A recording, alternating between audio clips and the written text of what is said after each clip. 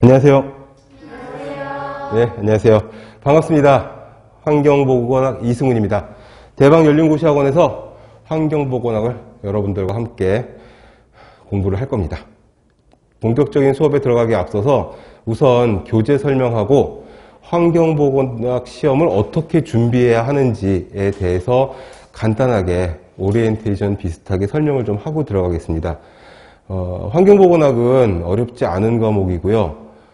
환경을 전공했던 분들이나 보건을 전공했던 분들이나 서로 좀 얽히는 크로스 오버되는 부분이 있어서 서로 반대쪽에 기초가 좀 없으면 어렵게 생각할 수가 있는데 이론 자체는 어려운 이론들이 많이 없어요. 대신에 범위가 방대한 것이 좀 있고요. 최근에는 그 넓은 범위에서 살짝 지역적인 문제들이 좀 튀어나오고 있고 과목 이름 자체가 환경보건이다 보니까 환경도 범위가 넓어 죽겠는데 거기다 환경과 관련 있는 보건이라니 이거는 뭐 어떤 문제를 출제해도 환경보건이잖아 라고 넘어갈 수 있는 그런 변명의 소지가 될 수 있어서 범위가 자꾸 넓어지고 있어요. 제가 10년 넘게 실제로 환경보건학 시험이 있는 거의 모든 직렬의 시험들을 들어가서 보고 분석하고 그리고 교재에 반영하고 강의에 반영하면서 느껴온 부분들이 바로 이런 것이어서 조금씩 방대해지고 조금씩 깊어지고 있어요. 그래서 첫 번째로 수업 들어가기 전에 여러분들에게 범위, 그 다음에 출제 경향. 물론 우리가 시간이 많고 열정도 넘치고 머릿속에 빈 공간도 너무 많아가지고 전부 다 외워버릴 거야. 그럼 뭐 무조건 100점이겠죠. 그러나 조금 가성비 있게 조금 영악하게 시험을 대하려면 시험 출제 범위하고 출제 경향을 요것도 이제 최신 경향을 우리가 보고 거기에 맞춰서 공부하는 게 시간과 노력과 비용 같은 것들을 좀 절감할 수 있지 않느냐. 그러면서 원하는 만큼 이상의 점수를 얻어가지고 합격할 수 있지 않느냐라는 거죠. 그래서 첫 번째는 이 보건, 그 다음에 환경 이런 것들이 다 같이 들어가는데 보건 관련 점 챕터가 다 들어가요. 그래서 예전 클래식한 환경보건학이나 환경위생학 책에는 없었던 역학, 전염병에 대한 공부거든요. 근데 전염병과 지금은 감염병이라고 하죠. 전염병과 환경이 또 뗄 수 없는 그런 관계인 것이 환경에 따라서 거기에 전파되는 전염병이 좀 더 다르고 환경에 따라서 전염병이 더 빨리 전파되기도 하고 적게 전파되기도 하고 뭐 이러는 거죠. 코비드19가 처음 터졌을 적에 대만은 처음부터 완전 봉쇄돼가지고 처음에 확진자가 거의 없었잖아요. 호주도 아마 그랬었죠. 그랬다가 이제 개방을 하게 되니까 갑자기 퍼지고 막 이런 내용들도 결국 환경과 관련 있는 역학이거든요. 거기다가 식품 당연히 관련이 있겠죠. 환경과 거기다가 산업보건, 산업, 직업에 대한 내용들도 환경보건에서 빠지지가 않아요. 아주 이건 뭐 공중보건학의 파트거든요. 근데 이게 다 환경보건에 들어가요. 그러니까 환경보건과 공중보건의 경계가 사실 거의 없어요. 공중보건에서만 다루는 행정이라든지 사회보장, 교육 이쪽만 빠지고는 전부 다 환경보건과 똑같아요. 사실은. 거기다가 뭐가 또 있을까? 해충, 기생충, 해충, 벌레 이런 것들에 대한 것들이 계속 나오고 있어요. 그것도 또 깊은 수준으로. 환경에선 또 어떠냐면 환경에선 또 재밌는 게 뭐냐면 거의 요즘에는 독성학이에요. 그래가지고 인체 내 축적이 될 수 있는 여러 가지 독성 물질들, 환경 오염 물질들 이게 거의 뭐 20-30% 이상 굉장히 출제 비율이 높아지고 있는 그런 추세예요. 그런 것들에 집중해서 가장 최근에 있었던 기출 문제들과 그 다음에 조금씩 거슬러 올라가면서 자관 최근으로부터 10년 안의 문제들은 제가 다 가지고 있으니까 그 내용들을 다 같이 볼 거예요. 그 다음에 출제 경향에서는 최근 이슈. 이 문제가 환경은 재밌는 게 매년 조금씩 바뀔 수밖에 없어요. 계속적으로 환경이 변하니까. 코비드 팬데믹 이전에는 미세먼지가 가장 큰 이슈였어요. 거기다가 미세 플라스틱 문제가 간간히 나오고 그랬었어요. 그 다음에 그전에는 그건 안 나왔었어. 가습기 살균제 문제는 안 나왔어요. 근데 가습기 살균제 문제가 이제 작년, 재작년부터 막 슬금슬금 나오기 시작해요.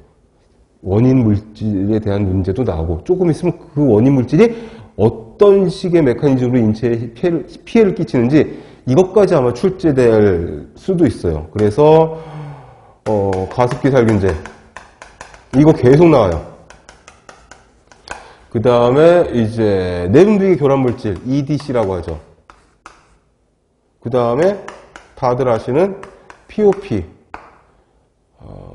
잔류성 유기오염물질 뭐 이런 것들 종류까지 막 나오고 그래요. 특히나 재밌는 건 뭐냐면 여기에다가 미세 플라스틱도 있고 그 다음에 단골로 나오는 라돈에 대한 문제도 있어요. 발암물질이죠. 자연 방사선 물질이죠. 이런 것들. 거기다가 EDC에서는 푸탈레이트 계통의 물질이 계속 문제가 되고 있었는데 푸탈레이트가 어떤 성질을 갖고 있고 어떤 내분비계 교란작용을 하느냐 이게 나오다가 최근에는요 이건 완전히 최근 논문에서 문제를 냈는지 친환경 가소제 기존의 푸탈레이트를 대체하는 대체 물질 저도 깜짝 놀라서 시험 보고 나와가지고 얼른 구글링을 해가지고서 찾아봤어요. 그랬더니 2, 3년밖에 안 된 정보들이 있더라고요. 그래서 저는 바로바로 기출문제집과 우리가 들고 있는 교재에다가 적용을 시킨 거죠. 여러분들이 사신 교재는 작년 교재를 갖고 계시는 분들도 올해 교재를 또 사시기를 권합니다. 제가 돈을 벌기 위해서가 아니라 돈값을 2배, 3배 하는 교재예요. 문제집도 마찬가지예요. 문제집 사고 이론수 사고 다 샀는데 중복된 이론과 문제들이 너무 많더라. 그러면은 제가 학생 입장에서 기분이 나쁠 것 같아서 당연히 그렇잖아요. 그래서 다 분리시켰어요. 그래서 문제집과 이론수를 각각 사셔도 괜찮습니다. 그 다음에 또 뭐가 있냐면 정책 환경백서 아시죠? 환경부에서 매년 발간하는 환경백서 거의 800페이지가 막 넘어가더라고요. 물론 그 중에 한 3분의 2 정도는 매년 내용들이 거의 비슷한 우리나라의 자연환경, 세계의 자연환경, 뭐 칼라산 이런 것들이고 알짜배기로 우리가 봐야 될 환경정책, 법령의 변화 이런 것들은 사실 100페이지가 될까 말까요? 근데 100페이지도 사실 많잖아? 그 부분을 우리 교재에 또 서머리를 해가지고 제가 압축을 시켜놓고 그리고 매년 시험을 보다 보니까 환경백서에서 어떤 문제들이 주로 출제가 되더라 하는 어떤 노하우나 그런 감이 있잖아요. 그런 부분들을 교재에다 녹여냈어요. 이거 무시할 수가 없어요. 그런데 카페나 학원 홈페이지 게시판 늘 올라와요. 환경백서 중요하다며요. 시험에 나온다면서요. 근데 환경백서 내용이 너무 많은데요. 어디를 봐야 되는 거죠? 강의를 들으면 아시게 됩니다. 책에 정리가 되어 있고요. 그리고 거기에 해당하는 문제 이렇게 출제되었습니다 라고 나와 있으니 그걸 수업 시간에 말씀을 드릴 거예요. 법령도 진짜 환경부 환경직하고 그 다음에 그 전남보건직에 있는 환경보건 이쪽에 법령 문제 되게 많이 나와요. 해양경찰청의 환경보건에서도 조금 나오긴 하는데 그래도 거긴 100% 문제가 이제 공개가 되니까 거기에 맞춰가지고 우리가 대비를 하면 되는데 환경보호 문제에서는 법령이 정말 제가 한 해는 세봤어요. 이렇게 꺾인 문제에 시작을 이렇게 꺾인 괄호로다가 딱 시작하는 문제들이 있어요. 그게 딱 법령 문제거든요. 세봤어. 50문제 중에 진짜 거짓말 하나도 안 못하고 한 20% 이상이 법령 문제였어요. 그럼 법을 어떻게 환경 관련 법령이 몇 개인지 아세요?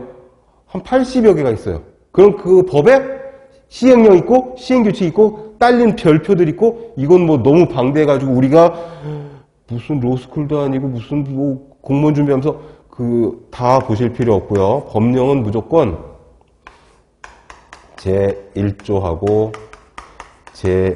제2조 그 다음에 시행령이나 시행규칙에 있는 뭘 봐야 되냐면 별표 근데 별표가 되게 많아요. 어떤 건 별표가 20개 되는 법령도 있어요. 별표를 어떤 별표를 봐야 되는지. 별표를 보라고 하는 건 뭘 말하는 거냐면 여기에 나와 있는 환경 관련 수치가 시험에 나온다는 거거든요. 구체적으로 규제라든지 대기라든지 수질이라든지 이런 것들에 대한 기준 수치가 나와 있는 건데 다 나오진 않겠죠. 세상에 어떤 사람이 이걸 다 외우고 있겠냐고. 어떤 수치를 외워야 되는지, 어떤 것들이 시험 문제에 나왔었는지 그거를 말씀드릴 거고, 이거는 무조건 다 체크를 하셔야 돼요. 제1조는 정의예요. 환경보건법이다. 그러면 그 법의 정의. 환경보건법은 이러한 것을 목적으로 하는 법이다. 사실 이러한 그 두세 문장짜리가 한 두 줄짜리 문장에 블랭크 쳐가지고 A, B 해놓고서 다음 A, B에 들어갈 것으로 올바른 것은 이런 문제 단골이에요. 단골. 시험 봤다 하면 나온다니까? 그러면 환경보건학에서 가장 메인이 되는 법령이 이제 환경보건법이 있을 거고, 대기환경보건법이 있을 거고, 물환경보건법이, 이런 몇 개의 주요한 법들이 있거든요. 환경 관련 법은 한 80여 개 법이 되는데, 많이 나오는 것들은 소음이라든지 악취라든지 폐기물이라든지 빛공해에 관한 거라든지 대기 환경에 관한 거, 수질에 관한 거, 그 다음에 지금 말씀드린 환경보건법. 꼽아봤자 한 10개 정도밖에 안 돼요. 거기에서 1조, 2조는 한 요만큼씩 밖에 안 돼요. 내용이. 1조는 그 법에 대한 정의. 이 법이 도대체 뭘 하는 거냐? 빛공해 방지법이라면 사람들의 쾌적한 생활을 위해서 밤 시간에 빛공해에 시달려서 안면 방해가 되는 것을 방지하게 하는 뭐 이런 것들, 그런 정의가 나오고, 2조에서는 뭐냐면 그 법에서 사용하는 용어의 정의. 이거 시험에 단골로 나는 거예요. 만약에 휘발성 유기화합물이다 하면, 휘발성 유기화합물은 우리가 어떤 건지 다 알고 있어. 그런데 시험 문제에는 법령에서 그대로 블럭을 잡아서 붙인 것 같은 문장이 딱 나오고 블랭크를 쳐놓는단 말이죠. 그러면은 법령 문제는 딴 거 다 필요 없어요. 내 뇌피셜도 필요 없고 내 지식도 필요 없고 내가 이걸 전공을 했든지 내가 이걸로 논문을 썼든지 뭘 했든지 아무 관계없이 뭐 해야 되냐? 법에 나와 있는 글자대로만 답을 내야 되는 거거든요. 법 문제는. 그러니까 쉽고도 어려운데 그 법에서 사용하는 용어의 정의. VOC다. 그러면은 상온, 상압에서 대기종으로 쉽게 증발될 수 있는 탄소를 포함한 화합물을 말한다. 이게 VOC의 법상 정의거든요. 이런 것들이 가장 중요한 시험에 잘 나오는 내용들이에요. 그러니까 굉장히 방대한, 점점 책의 볼륨이 두꺼워지고 있는데 이 방대한 내용 중에서 어디를 중점적으로 읽어야 될지, 어느 부분은 이해만 하고 넘어가면 되는지. 암기, 이거 단순 암기라고 생각하고 쉽게 생각하는 사람들이 물론 다 외우면 되지. 내가 암기력이 너무 출중해서 다 외워버리면 돼. 그럼 강의 들을 필요 없고 다 필요 없어요. 그냥 똘똘한 책 한 2권 정도 사가지고 그것만 계속 외우면 되니까. 그런데 우리는 가성비 있게 공부하고 싶단 말이죠. 다른 과목도 할 게 많으니까, 외울 게 많으니까. 그러면은 좀 영악하게, 조금 스마트하게 어느 부분은 이해하고 어느 부분은 단순 암기를 하고, 그렇게 해가지고 조금의 시간과 노력과 이런 거라도 조금 줄여보자 하는 의도에서 말씀을 드리고 있는 겁니다. 그리고 좀 전에 말씀드렸다시피 우리 교재는 되게 정말 제가 자신하는데 돈값을 하는 교재예요. 돈값을 하는 교재가 뭐냐면 매년 제 이름으로 나오는, 작년까지는 EBS 교재였는데 아무튼 제 이름으로 나오는 이 환경보건학 교재는 매년 새 책을 사셔도 돈이 아깝지 않으실 거예요. 왜 그러냐면 업데이트 되는 내용들이 아주 뭐라 그러지? 쏠쏠한 것들이 많아요. 그래서 정말 돈값을 하는 교재예요. 왜 그러냐면 최신 문제, 기출문제, 그 다음에 이론, 최신 개정 법령, 정책, 그 다음에 백서의 업데이트,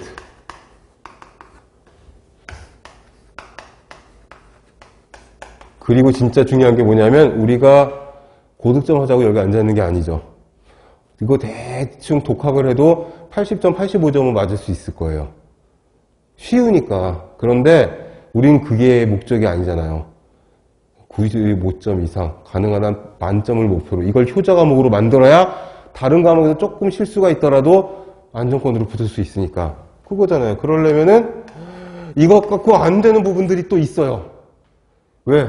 출제를 하시는 분들이 정말 여기서만 하면 너무 행복할 것 같은데, 여기서도 내거든요.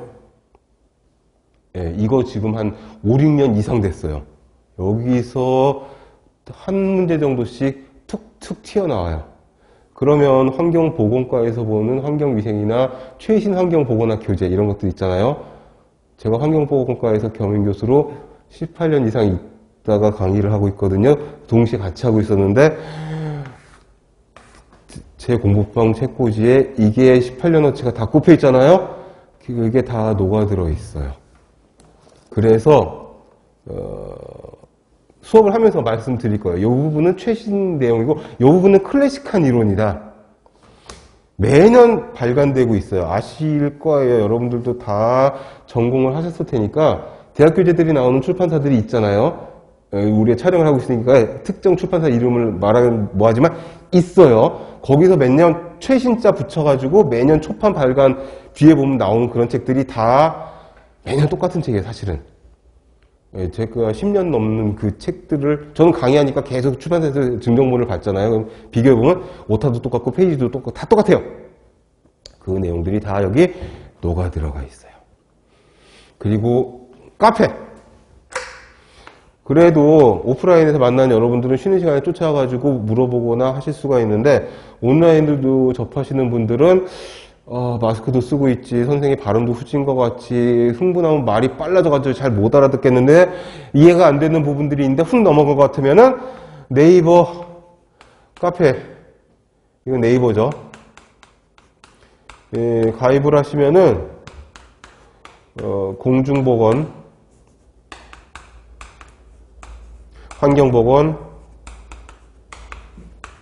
스터디라고 한글로 카페 검색을 하셔서 들어오시면은 뭐 카페 대문에 제 얼굴이 붙어 있으니까 들어오셔가지고 가입만 하시면은 아마 카페 검색이 되실 거예요. 우리 카페가 2013년 초에 개설해가지고 지금 거의 지식인화 되어 있어서 여러분들이 이해하기 어려운 문제들이 거기에 아마 제 답변 달린 게시물들이 있을 거예요.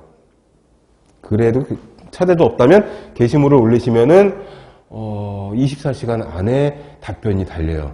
제가 아침에 눈 뜨자마자 하는 게 카페 한 바퀴 돌면서 질문 게시판 쭉 돌면서 답변 달고 그리고 이 닦고 하루를 시작을 하거든요. 그러니까 무조건 아침나절에 어떨 땐 새벽 4시 반 뭐 이때 막 나이 먹으니까 이제 새벽잠이 없어져가지고 일찍 자고 일찍 일어나거든요. 새벽에 답변이 달리는 것을 보실 수가 있을 거예요. 그리고 마지막으로 가끔 그런 질문들이 올라오는데 앞에 챕터에 이론 챕터에 이론 설명이 없는데 뒤에 보니까 기출문제에 문제가 있다. 이 이론은 어디서 찾아봐야 되느냐? 왜 찾아봐? 문제 해설이 다 돼 있잖아요.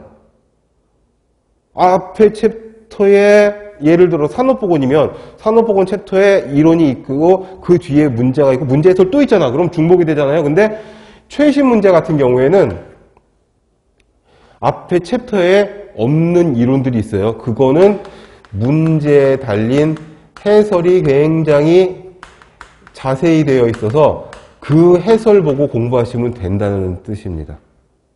그래서 문제에 있는 해설 하나도 놓치지 마시고 제 이름으로 되어 있는 책들 보시면 공통점이 그걸 거예요.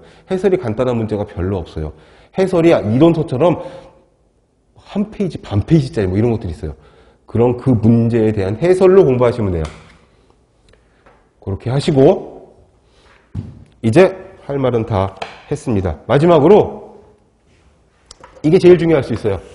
시험장에 들어가서 시험 문제를 딱 받으시면은 겉장 넘기기 전에 땡 치고 벨이 울려야지 이걸 넘길 수가 있잖아요. 넘기기 전에 그 시험지 안내사항에 보면 그렇게 써 있어요.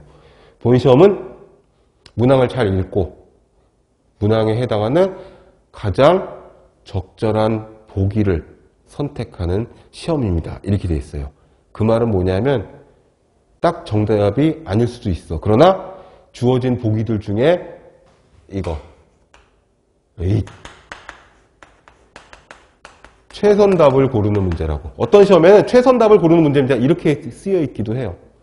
그러니까 내가 외운 수치가 있거든요. 그게 1.5야. 근데 보기에 1.5가 없어. 그런데 보기 보니까 2.5, 2.3, 2.2, 2.1 마지막 보기가 1.6이야. 그럼 1.5에 제일 가까운 보기가 1.6이잖아요. 그럼 그걸 선택하라는 얘기예요.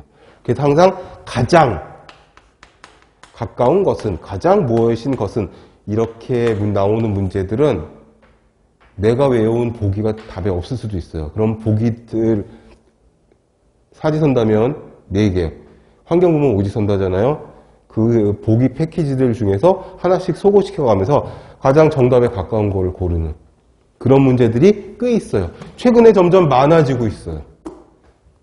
문장을 잘 이해하시고, 요즘 그런 말들 많이 하잖아요. 문해력, 국어의 이해, 문장의 이해를 잘 해서 문항의 취지에 가장 알맞은 적당한 답을 고르시는 거예요. 그게 마지막으로 당부드리고 싶은 말씀이고, 자, 첫 페이지를 보시면 환경과 보건 나오는데, 일단 챕터 먼저 보시면 8, 9페이지에 목차가 있습니다. 컨텐츠를 보시면은 1장은 환경과 보건해서 전반적인 내용이고요. 2장부터 대기 나오고 수질 나오고 하수, 폐수, 폐기물, 토양, 그 다음에 소음, 진동, 식품, 그 다음에 해충, 소독, 그 다음에 산업과 역학. 여기까지 가면 거의 다 끝난 거예요. 그 다음에 이제 생활환경 집합소는 사실 어려운 부분이 아니니까 주택이니 의복이니 이쪽은 가볍게 넘어가고, 그 다음에 이제 백서. 백서가 매년 발간이 되는데 거기에서 가장 백서는 사실 그거거든요. 환경부에서 우리가 작년에 이만큼 일을 열심히 했어. 이러이러한 문제가 전지구적으로 있고 국내에도 이러이러한 환경 문제가 있는데 야, 우리가 이렇게 발빠르고 현명하고 적절하게 대처하고 있단다 라는 환경부 홍보용 그런 책자 같은 느낌이거든요. 그러면 거기서 어떤 문제가 출제가 될 건지 그 부분을 잘 찝어가지고 제가 쫙 스캔을 해가지고 그 PDF 파일로 매년 다운로드를 받을 수가 있어요. 공짜로. 그래가지고 쭉 스캔하고 그 중에서 중요한 부분들을 서머리 해가지고 추려가지고 올려놓은 게 11장의 환경백서 챕터고, 그 뒤에 있는 기출문제 보시면 세상에 아, 이런 문제들이 백서에서 나온 문제구나, 그게 여기서 나온 거였어 하는 감이 딱 잡히실 겁니다. 그 다음에 법령에 대한 거는 너무 많아서 환경보건법 하나만 전문 실어놓고 기출문제가 있지만 그 기출문제에는 다른 법들에 대한 문제들도 쭉 있으니까 저도 처음 보는 법들이 툭툭 나올 때가 있어요. 그러면은 얼른 나와서 찾아보고 아, 여기서 이런 식으로 나왔구나, 이걸 중요하게 생각하는구나 요즘에, 그걸 제가 빨리빨리 캐치를 해야지 교재에 적용시키고 수업 시간에 여러분들에게 알려줄 수가 있으니까 그런 부분들이 다 녹여서 꼼꼼히 들어가 있는 챕터 1부터 보시도록 하겠습니다. 자, 이 부분은 한 문제 이상은 틀림없이 나오는 챕터예요. 모든 과목이 그렇지만 첫 번째 챕터는 전반적인 내용이잖아요. 개론이죠, 개론. 개론인데 여기서는 쉽게 나오는 해경 문제가 쉬운 거 있고 되게 지엽적인 거 있고 조금 이렇게 너를 띄거든요. 근데 쉽게 나오는 해경 문제나 고졸 문제 쪽에서는 이런 문제 나온 것도 있어요. 12페이지에 자연적 환경과 사회적 환경을 섞어 놓고서 구분하라는 문제. 쉬울 것 같죠? 쉬울 것 같은데 이거 번호 붙여가지고 1, 2, 3, 4번 해놓으면 은근 헷갈릴 수가 있어요. 그래서 자연적 환경, 사회적 환경 나누고, 자연적 환경에서도 물리화학적 환경과 생물학적 환경. 의외로 이 생물학적이라는 말에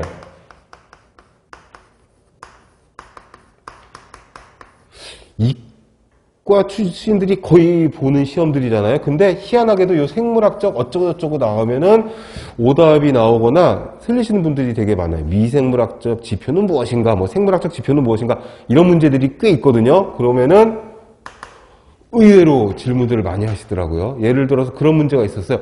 다음 중 미생물학적인 뭐 지표, 뭐 그게 아닌 것은 해놓고서는 빛, 뭐 소음, 뭐 진동, 그 다음에 화분이 있었어요. 화분. 꽃가루. 꽃가루가 생식세포거든요. 그게 미생물학적 요소가 돼요. 근데 그런 부분들을 의외로 어려워하시는, 사실 되게 쉬운 문제인데 이해를 좀 하면 그런 문제들이 나오기 때문에 이 박스에 들어있는 물리학적과 생물학적, 인위적과 문화사회적.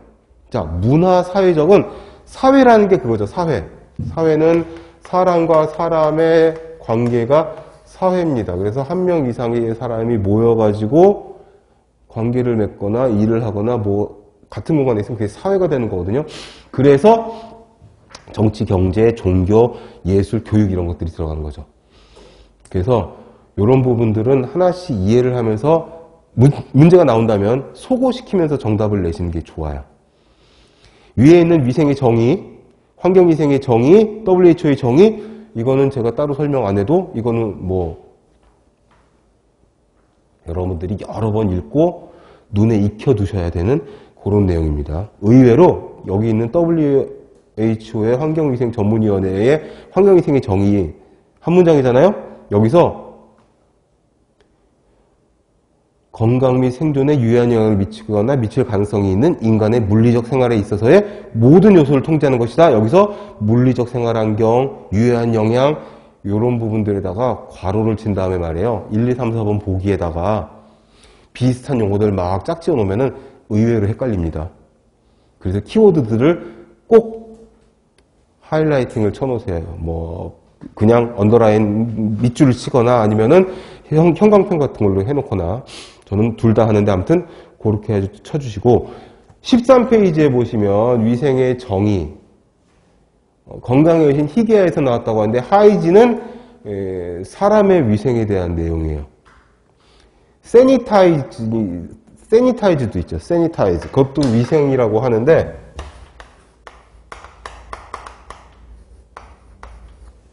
세니타이징은 사물의 위생이에요. 사물의 위생. 그래서 세니타이징 점스 해가지고선 뭐 물건을 깨끗하게 위생적으로 깨끗하게 해라 뭐 이런 뜻이고 하이진이 이제 좀 더 폭넓은 그래서 하이진은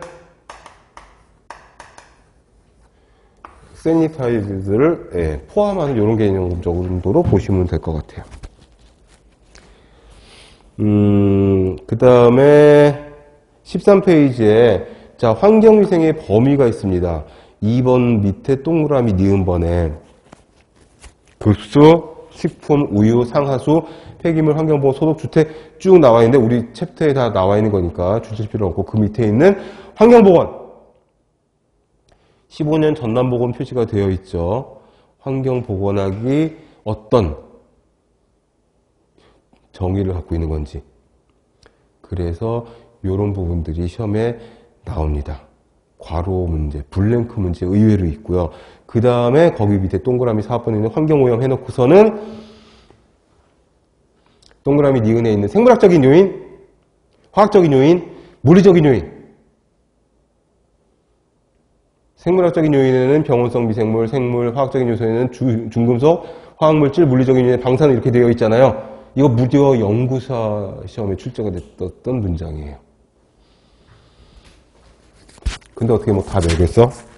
앞에서 말씀드렸던 것처럼 생물학적인 요인에는 미생물 들어가고 생물 들어가고 화학적인 요인에 각종 화학물질들 사실 화학물질이 가장 큰 부위를 차지하고 그 다음에 중금속 중독 같은 것들 들어가죠.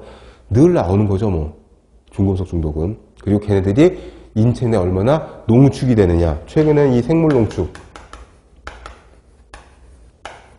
이 문제, 뒤에 기출문제 풀어보시면은, 이렇게 많이 나왔구나 하는 부분들이 있을 거예요. 이런 것들. 사실 POPD도 생물 농축이 되기 때문에 문제가 되는 것들이고, 잔류성 유해한 물질이, 유기오염 물질이. 그리고 그 밑에 5번의 지구환경과 생태계에서는 이것도, 해경 문제로 나왔던 적이 있었는데, 제 책에는 없었어요. 그랬는데 최근에 기출 보니까 아 이것도 넣어야 되겠다 싶어서 너무 쉬워서 안 넣었던 건데 지구의 자연환경을 4개의 지역 범위, 권역으로 구분하는데 직권, 수권, 기권, 생물권으로 나뉜다고. 이것도 문제로 보니까 또 신선해서 뭐더라? 이거 고등학교 수준이거든요. 고1, 고2 수준. 근데 이걸 시험지에서 맞닥뜨리게 되면 막상 만나게 되면 또 당황할 수도 있으니까 여기서 봐두시고, 그 다음에 생태계 물질순환과 그 3번에 있는 그 설명, 탄소, 질소, 인, 황, 물, 얘네들이 푸드체인, 먹이사슬을 통해서 인체 내에 들어오게 되고, 사람이 가장 최상위 포식자니까 사람에게는 몇백 배, 몇천 배, 몇만 배 농축된 상태로 들어올 수가 있어요.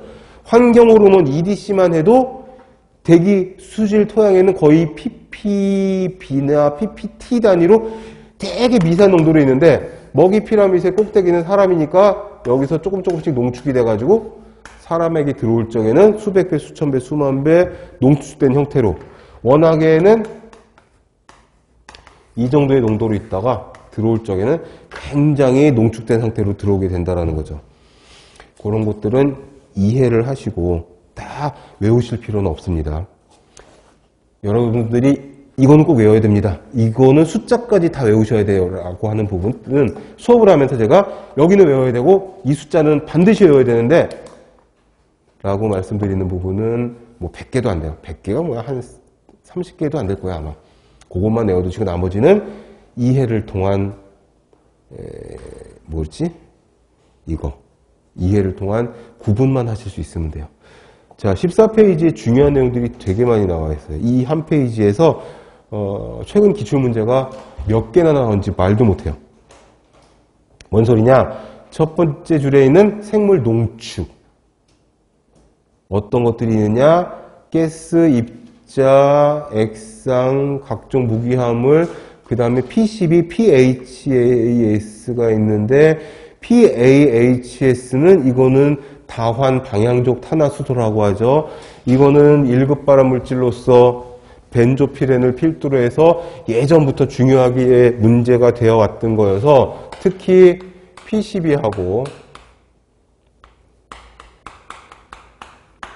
얘네들 발암물질이기도 하고, 얘는 또 환경호르몬 물질이기도 하고, 얘는 1급 발암물질이기도 하고, 얘는 사실 VOC하고도 연관이 있는 그런 물질이어서 얘네들이 전부 다 우리 몸에 농축이 될 수 있는 그런 물질이기도 하고, 그리고 그 밑에 보시면은 실용독, 이코노믹 포이즌이라고 해서 식품 첨가물도 여기 포함이 되는 걸로 되어 있어요.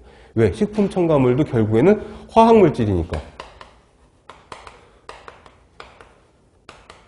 최근 2, 3년, 3, 4년 사이에, 3, 4년도 아니야, 진짜 2, 3년 사이에, 그러니까 작년, 재작년, 올해, 최근 3개년 보더라도 일단 환경보건학에서 거의 화학물질 테스트야. 독성물질 테스트. 진짜 여기 문제가 정말 많이 나왔어요.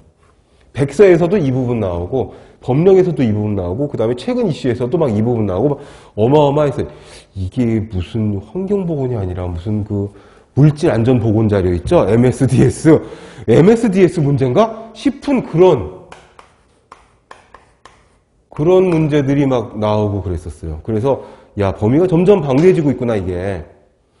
고득점 내지는 만점자를 절대로 내지 않겠다고 하는 어떤 출제자의 의지가 엿보이는구나 싶은 그런 문제들이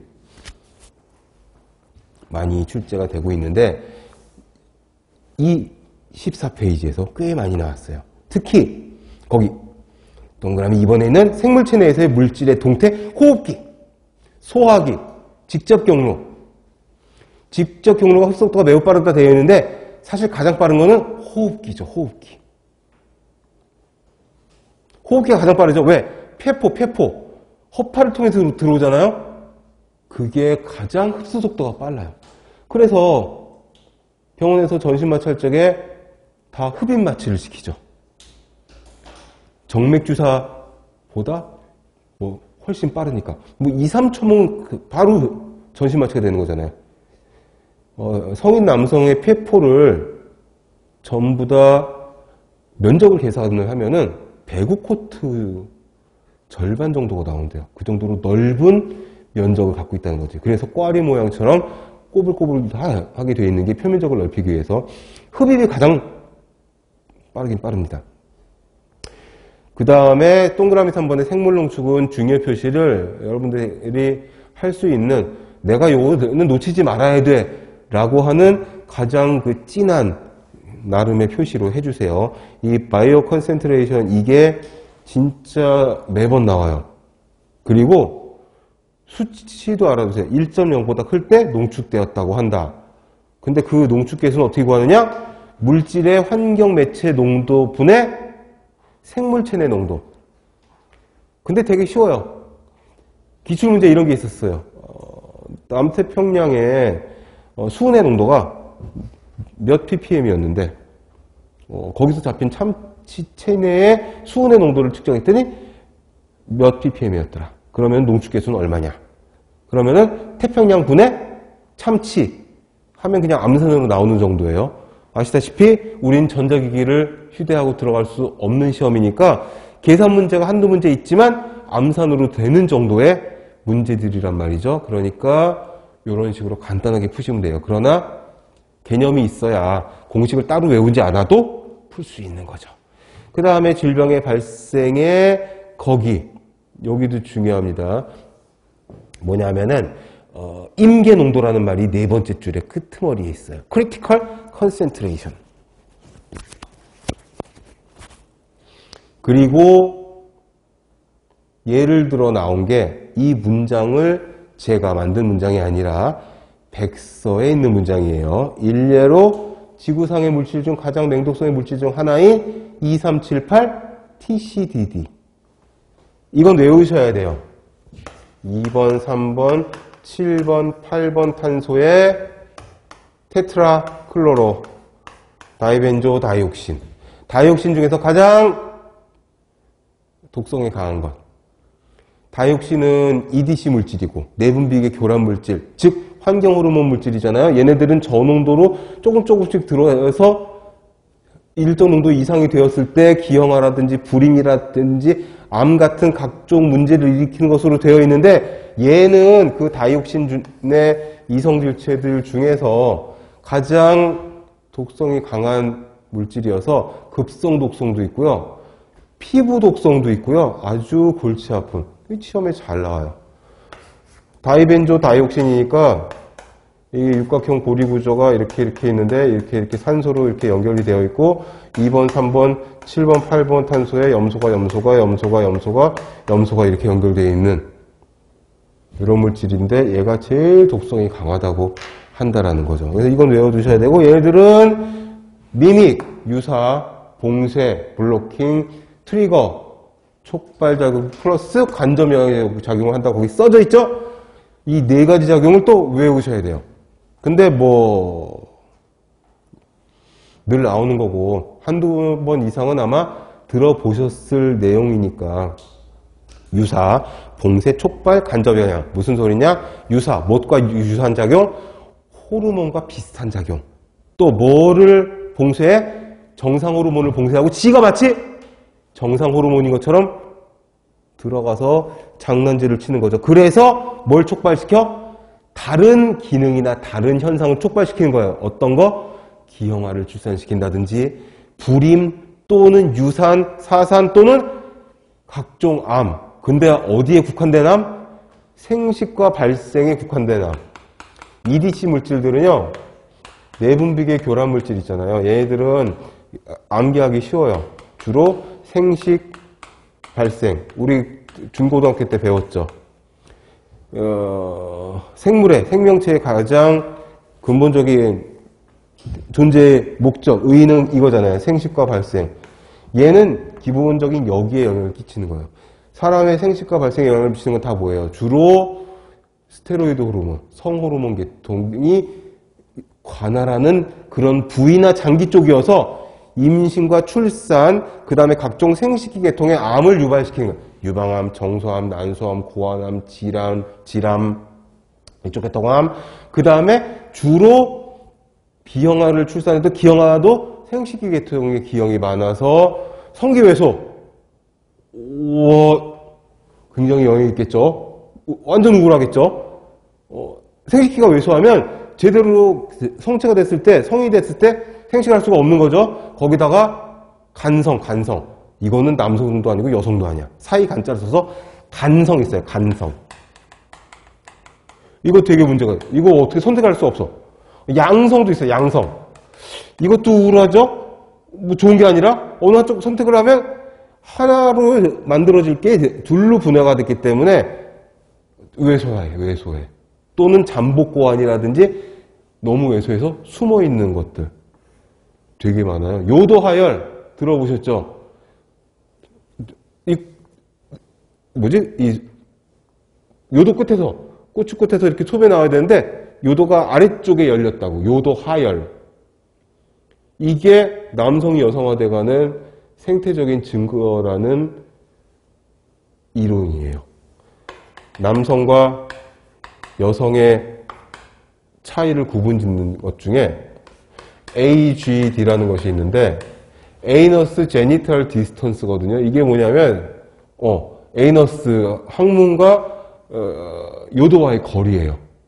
근데 좀 긴 걸로 하자. 요도가 끝에서 열려가지고 여기서 소변이 나와야 되는데 중간쯤에서 요도가 열려가지고 여기서 소변이 나온다고 하면 요도와 항문과의 거리가 가까워지고 있다는 거죠. 이게 뭐 어떻게 2배 이상 남성이 여성의 이렇게 하면 되나? 2배 이상인데 이게 짧아진다고 하는 것은 남성이 여성화돼가는 증거라는 거예요. 근데 수십 년 전에 그런 책이 나왔죠. The Feminization of Nature. 여성화돼가는 자연. 이런 것들이 그런 맥락들인데 아무튼 여기까지 나오지는 않았는데요, 여지껏. 이런 것들은 여러 번, 수십 번 나왔던 것들이기 때문에 여러분들이 숙지를 해두시면 좋습니다. 그 다음에 간접 영향작용은 최근에 붙은 거예요. 환경호르몬은 공식적인 용어가 아니라 이제 EDC로 해야 되는데 내분비계 장애물질이 문제가 된 게 거의 한 4, 50년 이전이거든요. 제가 한 20년 전서부터 일종 논문이나 원서들을 가지고 공부를 할 적에는 3가지밖에 없었어요. 미믹, 트리거, 블로킹. 근데 최근에 4, 5년 사이에 한 7, 8년 사이에 하나 더 붙었어요. 간접 영향작용. 어떤 것들이 있냐? 성호르몬 쪽이 아니라 성장이나 갑상선 호르몬. 그 다음에 중금속, 농약 쪽. 그리고 스티렌, 다이머트리머 얘네들은 뭐죠? 석유화학공업에서 나오는 각종 중합체. 우리가 한 몫에 싸잡아서 플라스틱이라고 부르는 그런 물질에서 유발되는 것들입니다. 물론 이 내분비계 장애물질 중에 가장 유명한 비스페놀 A나 BPA라고 쓰잖아요. 그 다음에 DEHP. 시험에 제일 많이 나왔던 것들이거든요. 이런 것들도 다 플라스틱에서 유래된 것들이기는 해요. 플라스틱의 가소제 성분, 플라스틱의 성분. 그래서 요즘에는 얘네들의 대체제가 나오는데 그 대체제까지도 요즘에 시험에 나온다니까요. 근데 그 대체제가 친환경적이고 사람에게 무해한지는 아직 연구해볼 소지가 있다라는 것이 최근 동향이에요. 그런데도 시험에 나오긴 해요. 왜? 얘네들의 대체제가 지금 쓰이고 있으니까. 그리고 대체제에 대해서 디테일하게 나오진 않아요. 대체제의 이름들 보기에다가 영문약자 몇 개 놓고서는 골라라 이 정도예요. 그거에 대한 이론과 해설과 기출문제들을 다 실어놨으니까 책에 있는 문제들을 보시면서 공부를 하시면 되겠고요. 그 다음에 안전성 평가. 이거 있죠. 유해화학 물질이 안전한지 안 한지를 알기 위해서 아시죠? 용량 반응 평가, 양 반응 평가를 해봐야 되겠죠. 실험 동물이나 이런 데다가 용량을 조금씩 높이면서 투여를 해서 그 반응을 보는 거예요. 그래서 뭘 봐? 최대 부작용량.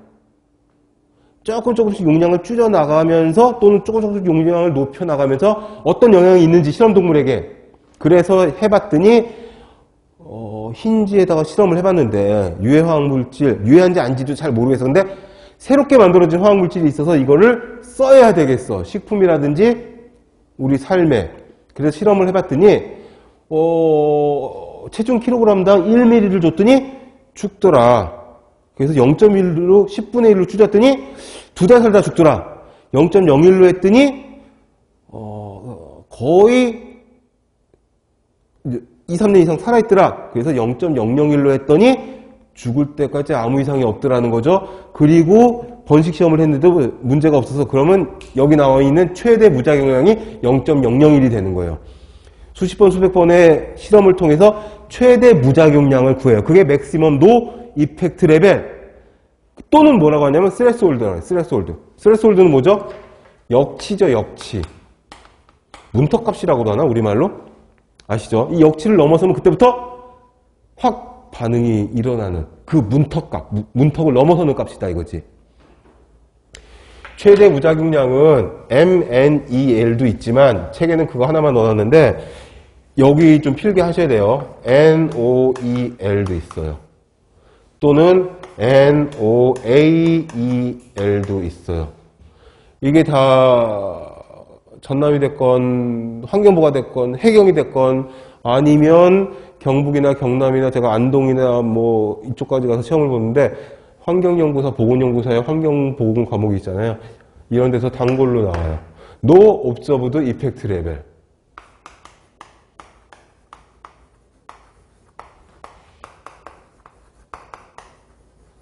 뭐냐? 관찰되어지는 효과가 없는 수준. 이건 똑같은데 여기 다 똑같은데 이것만 들어갔어요. Adverse Effect Level 해서 불리한. 관찰되어지는 불리한 효과가 없는 그런 수준. 그래서 MNEL이랑 같은 용어로 보시면 됩니다. 최대 무작용량. 최대 무작용량을 구해서 거기다가 이제 이건 동물 실험이었으니까 최대 무작용은 동물로 했는데 거기다가 이제 안전계수라고 되어 있죠. 세이프티 팩터를 여기다가 곱하기 안전계수를. 근데 일단 식품이나 식품 첨가물에 들어가는 화학물질의 안전계수는요. 보통 0.01을 곱해요. 왜 0.01이냐면 0.01은 100분의 1이잖아요. 100분의 1이 어디서 나왔느냐 하면은 10분의 1, 10분의 1을 각각 한 거거든요. 이게 뭐냐면 동물 실험했잖아. 동물 실험을 했으니 사람과 동물은 다르단 말이죠. 물론 흰쥐보다 사람이 훨씬 튼튼하게 하지만 그래도 사람과 동물 종이 다르잖아. 그래서 종 간 차이를 염두에 둬서 동물보다는 그래도 10분의 1 정도로 줄여서 사람이 가져가야 되지 않겠나. 그래서 0.1을 곱하는데 사람도 사람 나름이지. 여러분들 같이 젊고 활발하고 그쵸? 병도 없고 이런 사람들도 있지만 나이 먹은 사람도 있고 임산부도 있고 어린아이도 있고 노약자도 있고 환자도 있으니까 사람이랑 다 똑같지가 않다. 사람 개체별 차이를 또 둬야겠다. 그래야지 안전하지 않겠냐. 최대 안전한 영역을 구축하려고 10분의 10분에서 보통 0.01을 넣어요. 그래서 웬만한 시험에서는요. 이게 정답이거든요. 안전계수는, 세이프티 팩터는. 자, 거기 밑에 표가 있습니다. 17년, 19년, 최근에도 있었어요. 21년인가도 한 번 있었어요. 자, 시험 문제가 어떻게 나왔냐면 다음 보기 중 사람의 만성폭로 경과가 유효할 경우에 안전계수는 얼마인가? 라고 나왔어요. 이 표에 있는 문장 그대로. 근데 이게 무슨 소리인지 모르겠는 거예요. 제가 들어가서 시험을 봤는데 안전계수는 이거로만 봤는데. 근데 되게 웃겨. 사람의 보기가 이렇게 3개 여기다 하나 더 있었어요. 1번은 사람의 만성폭로 경과가 유효한 경우, 사람의 경우 자료가 불완전하고, 동물의 경우 충분할 경우 이렇게 나온 거예요. 이런 문장은 처음 봤어.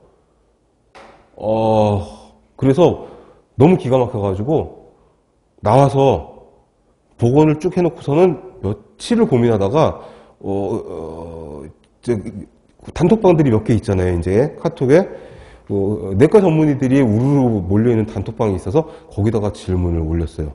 얘네들은 나보다 좀 더 알지 않겠나 싶어가지고 올렸더니 형 왜 이런 걸 저희한테 물어보시죠? 처음 보는데요? 이게 무슨 문장인 난문인데요? 막 이런 거예요. 사실 좀 이해가 잘 안 되는 문장이에요. 이게 그 뜻이에요. 0.1은 뭐냐면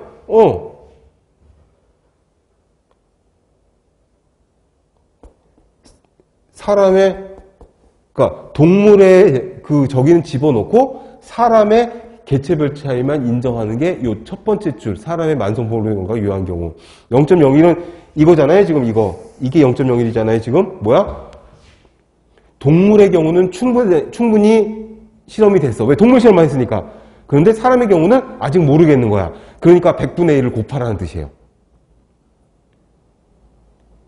자, 이제 좀 이해가 되십니까? 근데 동물 실험도 안 했어. 그래서 동물의 경우도 자료가 충분하지 않고 사람의 똥분했어. 사람의 경우에도 충분하지 않아. 그러니까 그냥 1000분의 1 곱하자는 표인데 이게 출처가 있어요. 이게 그 대학 교재에 있는. 근데 그 대학 교재를 들고 제가 환경보건과에서 매년 수업을 했단 말이죠. 매년 한 학기씩, 한 과목씩. 근데 못 봤어요. 왜 못 봤겠어요? 별로 중요하지 않으니까. 근데 이게 나왔어요. 한 3번 나왔어요, 벌써 최근에. 근데 이론이 어렵나요? 아니잖아요. 그냥 이거 외우지 않아도 되는 아주 쉬운 이론이잖아요. 근데 문장을 이렇게 써버리면 어떡할 거냐고. 근데 출제자는 디펜스, 본인을 보호할 방어막이 있어요. 왜? 야, 환경보건과에서 보는 교과서에 이렇게 써있는 그 문장 갖다 쓴 거야. 그게 뭐냐면 출제자들이 스스로를 방어하는 디펜스 레퍼런스라 그래요. 요 표를 여러 번 읽어서 문장을 익숙하게 여러분들의 눈에 익숙하도록 만들으셔야 돼요. 그리고 그 위에 발암성 물질이나 방사다는 경우는 역치가 존재하지 않는다. 여기 줄을 쳐놓으시고 잠시 쉬었다가 들어와서 역치가 존재하지 않는다는 게 무슨 소리냐를 설명하고 15페이지로 넘어가도록 하겠습니다.